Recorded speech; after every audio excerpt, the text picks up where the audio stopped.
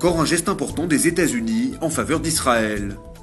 Mercredi soir, la Chambre des représentants a approuvé une loi réaffirmant le soutien indéfectible de Washington à la sécurité d'Israël.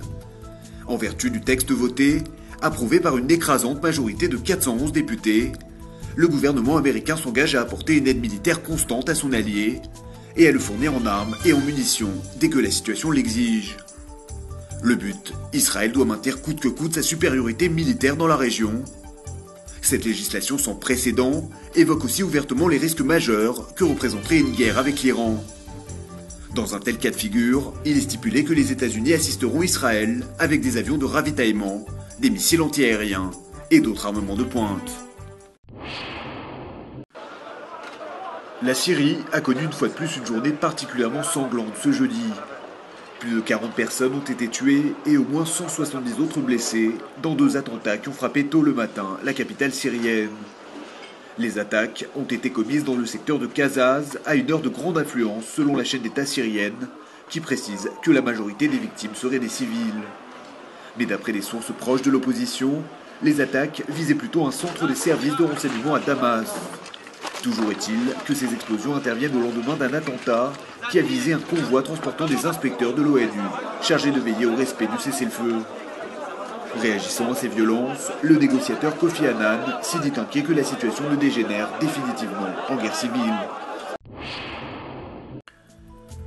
Le Hamas agirait activement pour empêcher les tirs de roquettes contre le territoire israélien.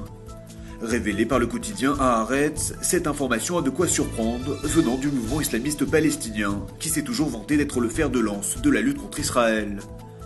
D'après des sources proches de l'organisation, le Hamas aurait déployé une nouvelle unité de 300 hommes près du secteur frontalier entre la bande de Gaza et Israël.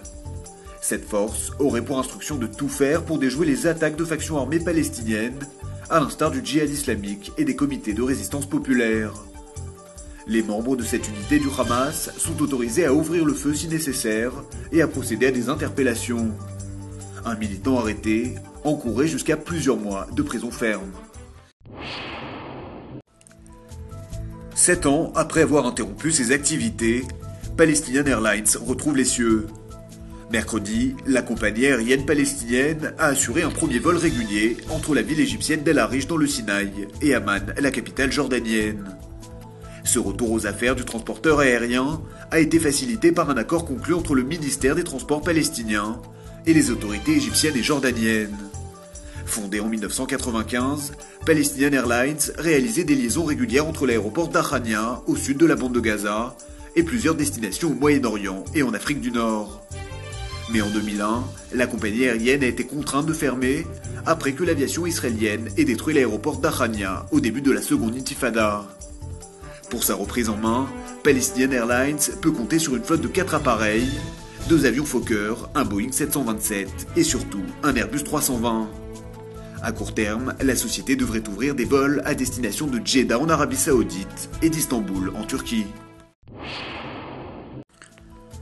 À Tel Aviv, les autorités s'activent pour éviter un nouveau mouvement de contestation sociale dès le début de l'été. La mairie vient d'annoncer le lancement d'un vaste projet immobilier dans le sud de la métropole.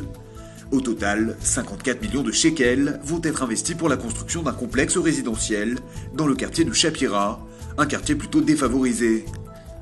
69 appartements vont y être construits, répartis dans un groupement de 3 immeubles au design très moderne. Une mesure qui sera certainement jugée insuffisante pour répondre à la crise du logement à Tel Aviv. Mais le maire de la ville, Ron Hulday, a prévenu, il ne tolérera pas le retour des tentes à l'avenue Rothschild, comme ce fut le cas l'an passé.